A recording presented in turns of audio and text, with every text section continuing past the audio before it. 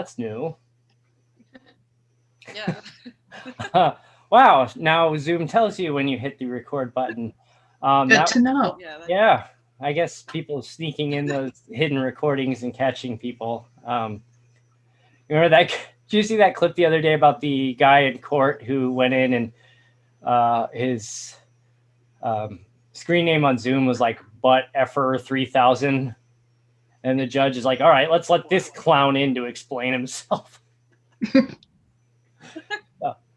So, Kate, before we get started, I'm drinking Michael's Secret Stuff because Yay! so I'm ready to go. I've got my it's my Bugs Bunny shirt here. So my brother had his bachelor party, and everybody in the bachelor party wore this, and I didn't go because pandemic. I didn't feel like getting on a plane, so he sent me one anyway. So thank you for that. So today, while we're already wasting time, our guest joined us, who's actually one of our earliest partners with the site. I looked back; we've been working with our guest site since July of 2018, and have now put over 300 posts on the site since then, which is pretty. Yeah, I know. Pretty incredible. So please welcome the founder, the lead writer, whatever you call her, of sportsastoldbyaGirl.com, Ashleigh Binder. Ashleigh, welcome to the show. Thank you so much for having me. We've been trying to coordinate this one for a while, and I'm just like, I gotta reach back out. I almost forgot. So glad to finally sit down with you. So to get started here, you started the site now several years back. What was the inspiration behind starting the site? Man, I am struggling. Honestly, I was in college and it was my senior year, and I was studying psychology, and I took an elective class. It was like computers in like the teaching world, and the whole class was just maintain a website, and that's all you had to do. And I started this website as a personal blog because I am a huge sports fan. It was just like, why not? It'll be fun. It'll be something, nobody wants to hear my opinion anyway, so I can just get it off on the internet. So the teacher at the end of the semester actually came up to me and was like, you're actually like pretty good at this. You should keep going. And I was like, all right. And that was just the end of that. And then I went back to grad school for communications and just been building ever since then. You've been recruiting a team for a while. Some of our actually, I guess some people have spun off into their own sites since then, that are actually also working with us, which is really cool. Do you know how many people have written for you over the years? Oh, I have no idea. Tens of women. I have no idea at this point. That's still it's pretty cool though, because right. Like, you get all different types of perspectives that I alone can't give. So I just love that opening the platform up to other women of different backgrounds and just different women. It just makes the site so much richer, in my opinion. And none of those people you knew before this, like they just kind of found you. Yeah, it's just the craziest part, because it's like sometimes you could just be sitting in a room and typing and thinking you're not talking to anybody, but when somebody wants to write for you, it's literally the best feeling. It's like a small accomplishment along the way. So what should a new reader expect to see on your site? I think a new reader should expect to see honesty. I really try to pride myself on being as honest in my writings as possible about how I feel and how I see the situation. And I really try to stress that in other writers. And I always tell them, write about something that you're passionate about. Because if you don't, the readers are going to know it and they're not going to want to read it. And when you're honest, it just comes across so much better. Especially about like such hard topics that I've tried to include into the site. That it needs an honest opinion. You can't sugarcoat certain things. I'm going to share an honest opinion right now. DJ, you need a haircut. Wow. There you go. I absolutely do not. You absolutely do. Do not. I know that's not what you meant, but it was the perfect opportunity.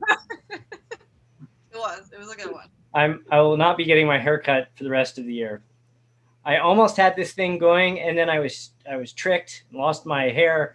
It's coming back now. It's growing. We're leaving it. So I'm going to ask the question. As part of offering a platform and trying to educate and create acceptance, I'm sure I have to assume you've had some blowback being an all-female sites in sports, because there are those jerk-offs out there that are of the belief that women don't belong, which is total crap. But I mean, have you had to experience that with your site, either with you or another one of your writers? Yeah, definitely. I've definitely had people leave nasty messages, nasty comments. I've had nasty emails calling me all types of names.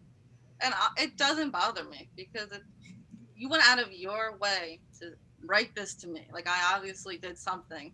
And I've also noticed that articles like centered around like the WNBA, let's say, it will get the most hate, but it'll also get the most views. So it's very interesting. It's like these topics that people like to hate on, like, are also the most viewed topics. It really amazes me. Like, I don't understand, like, why people go out of their way to send a random hate email to someone on the internet that they've never met, based on stumbling upon a social media post or a blog post or a podcast or whatever. It just blows my mind. I cannot understand that. Yeah, I save those for people I know. Yes, Kate likes to harass me and insult me, and when I insult her back, she goes and tells my wife, and then my wife yells at me, and she's mean. So I also troll my hairstylist on Twitter.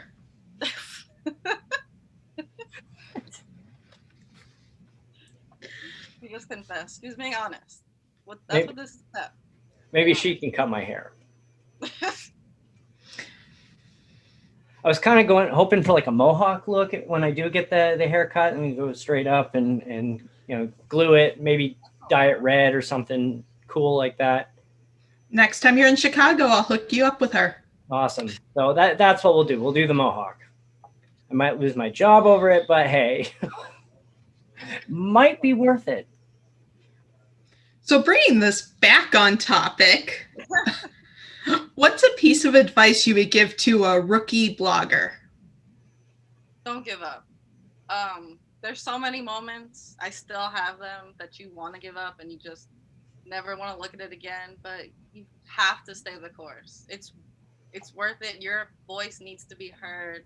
People want to hear what you have to say, and just cut yourself some slack. I know I'm my hardest critic, and it's just, you have to be nice to yourself. Like, you really have to just walk away from the computer, shut it, go do whatever else you like to do, go for a run, watch TV, whatever it is, and just disconnect, because the internet can be tough sometimes. And so you cannot be mean to yourself when other people are already being mean to you. That is great advice. It really is. I mean, I feel like 3 times a week I'm like, why am I doing this? Like, why am I wasting my time? All the time. I'll just, like, something won't go my way. I'm just like, that's it. I quit. I'm leaving. I quit. I've had enough. I'm done.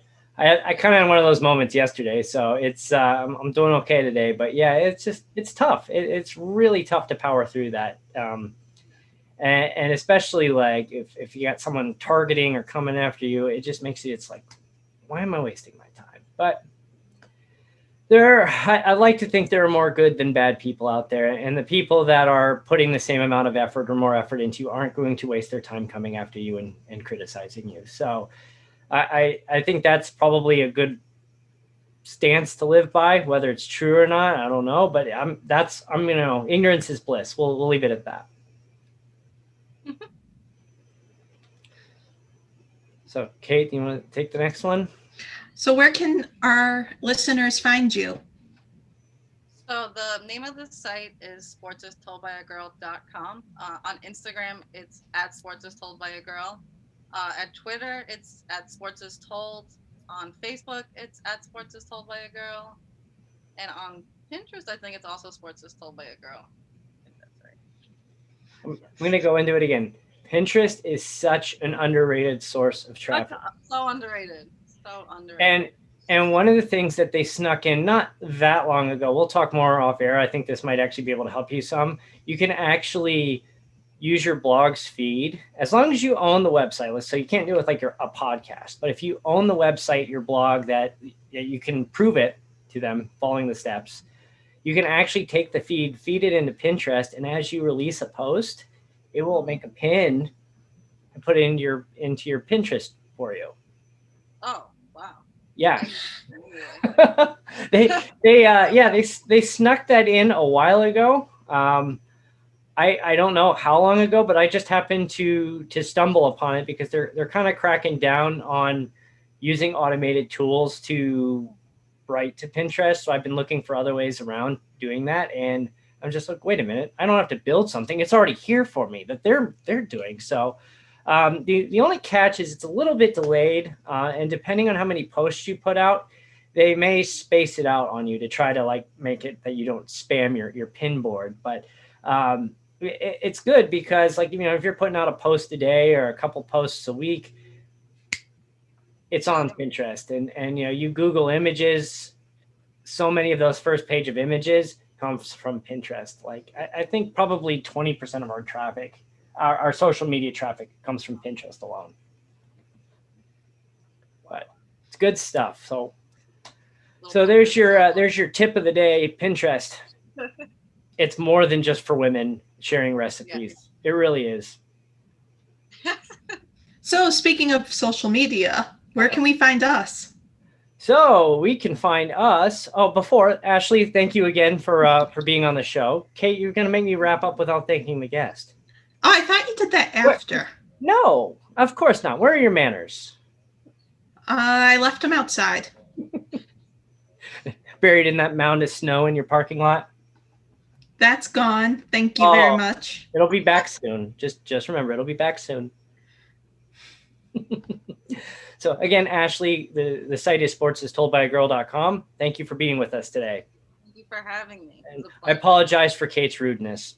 It was very entertaining. Well, that's what we try to do. So I'm guessing there's a middle finger hidden behind that. There it is. Making the show family friendly. Mm-hmm. Well, StadiumScene.tv, at Stadium Scene on Facebook, Twitter, Pinterest, and TikTok, and at Stadium_Scene on Instagram. Join the network, subscribe to this channel, and we will see you next time.